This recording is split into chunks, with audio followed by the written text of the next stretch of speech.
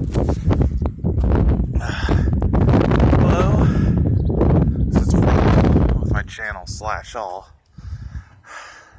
One of the reasons why I named my channel /all is I didn't want it to be just a fitness channel. I wanted it to be a channel where I can do anything on, not some sort of like primary undynamic channel that most people have. But of course, my channel's not really for monetization or any of that jazz, so yeah. So I'm not worried about video quality or a lot of the concepts that just people.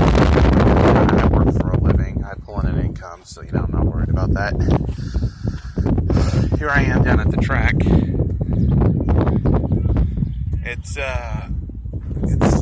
coming up on 10 o'clock. In about an hour or two, it's going to be ridiculously hot. So, definitely going to get in right here where the curve ends. Definitely going to get in a kettlebell walk today.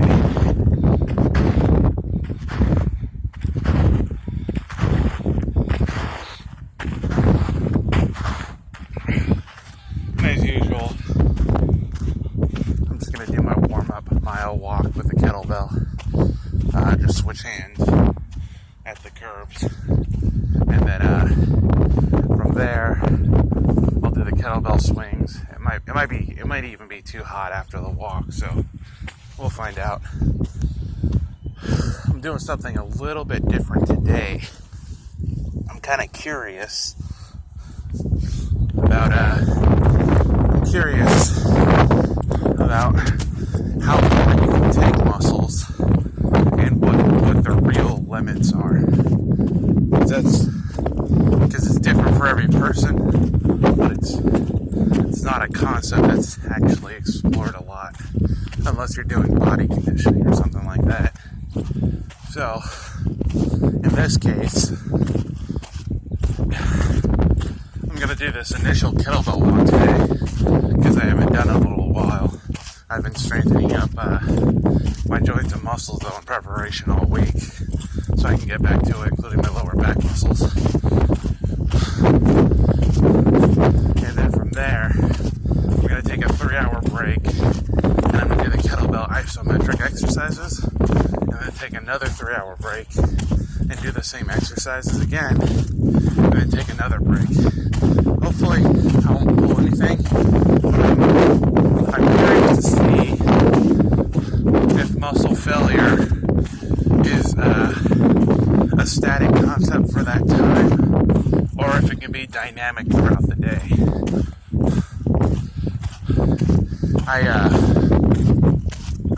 I did a trip up to Yosemite a little while back, and of course I did reach muscle failure hiking. Then I took a break, like a 2-minute break, and I was able to go a little bit further. So, I'm wondering about what real muscle failure is. Of course, when I was young, and I did the weightlifting stuff, I lifted weights to muscle failure, but I had a spotter with me who could,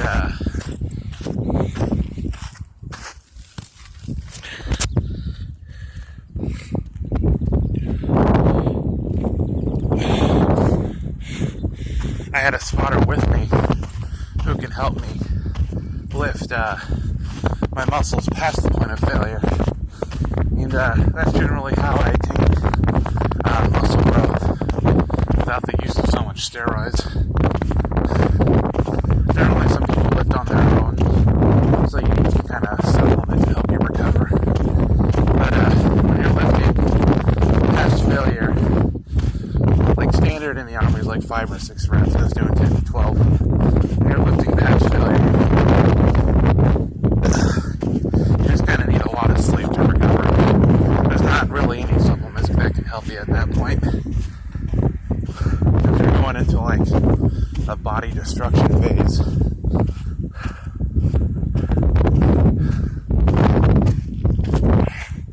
This is the walk here.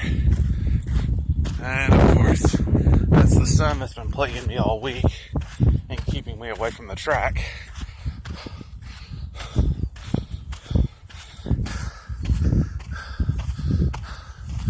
was actually really hot when I was sleeping last night. I ended up opening the window and it was cooler outside.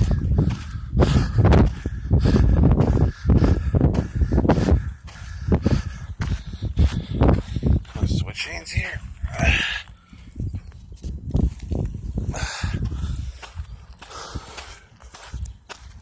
I spent most of my week at work assisting users.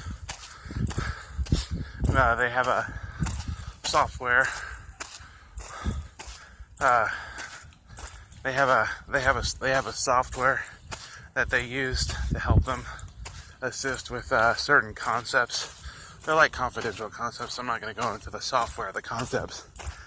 But there was an update for it, and the update just kind of came out of nowhere on Monday. So when we got in and nobody can access the files that they needed, we had to remote in with Windows remote assistance and assist them in updating that software. And it's not a big deal. I mean, as long as you can figure it out and do it, you can assist them in updating. The software wasn't broken; it just needed an update to function. And in bigger organizations that I've worked in, sometimes all the softwares are known beforehand. But because we're a small shop serving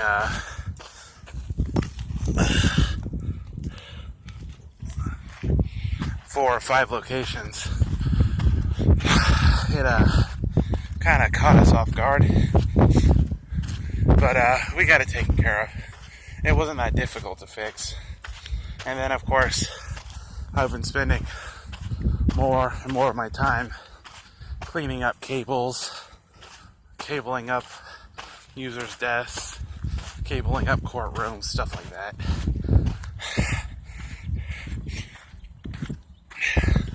And sometimes it's just a mess. Sometimes you've really got to use your intelligence to figure out how you can cable up these rooms, because cables run at different lengths.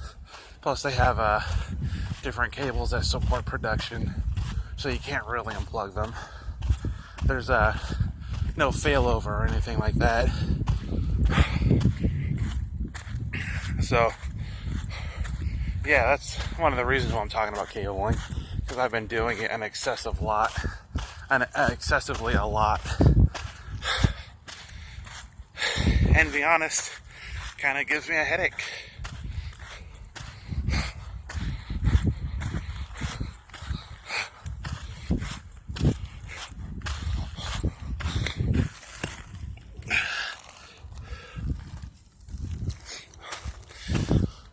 So during the week, I've been making videos on this. I've been doing a standing isometric exercise, and it's really helped with the kettlebell walk, because it puts strain on your arms and body while you're standing there, and it activates your core.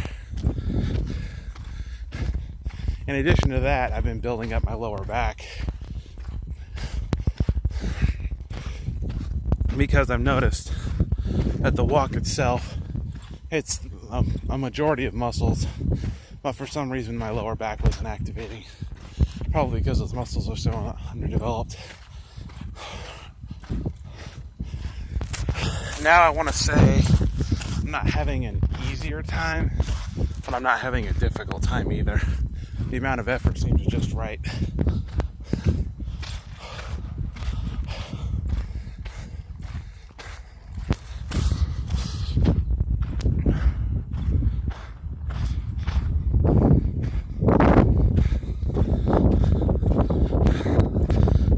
Yeah, you can probably hear that wind covering up my voice.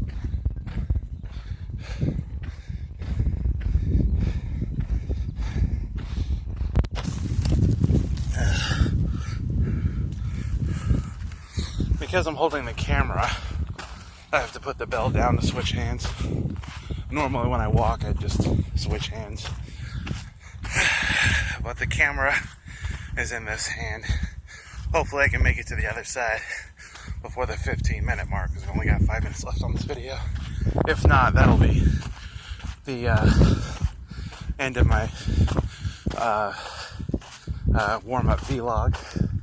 And then I'll continue on, because I can walk a lot faster without holding the camera and talking, because I'll just be focused on it.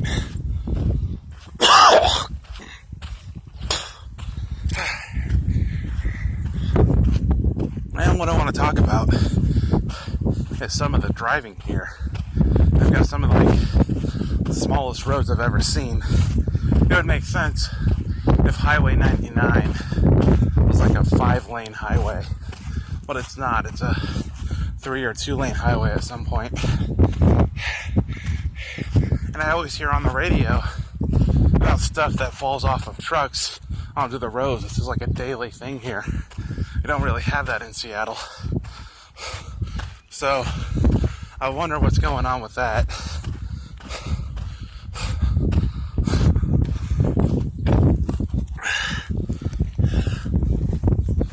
Of course, even I've hit something on the highways. I was driving my grandmother's car, and I hit a bucket, of all things. And of course, some parts of 99 are very narrow, and there's no places to pull off. And that's where I hit the bucket. Of course, I had to push it along until I could slow down and pull over and pull it out from the front of the vehicle. But it did damage the lower bumper, and it ripped off the engine cover right when I hit it. So that's a problem. I'm working on fixing that right now. I'm just gonna buy the parts, install them, including the engine cover, and then go get it repainted at an auto body shop. So that's the plan. It's not really hard to take a bumper off. It's not all that difficult. Oh, looks like I'm making it before the 15-minute mark. That's great.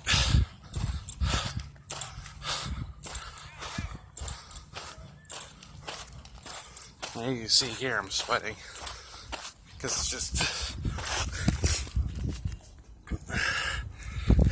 it's not really the effort, it's more like the heat.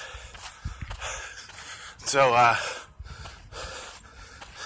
once I'm done with this, because I'm on my second lap right now, I'll finish up my mile walk, and then I'll see how hot it is. Then I just might do the rest of my exercises back in the house, in my room, where it's air conditioned.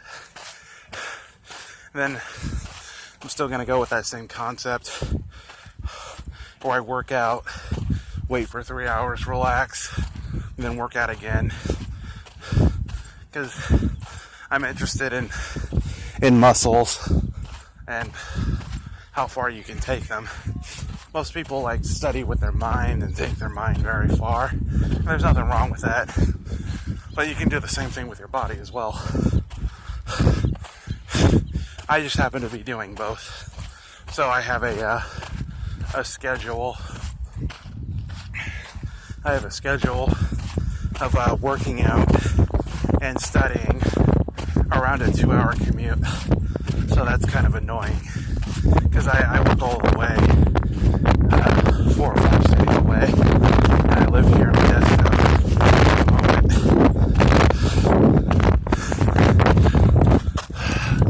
With that being said, that's the end of my warm-up video, so I'll definitely be catching up with you either in my car, or if it's not too bad, I'm more exercise out here. See you later.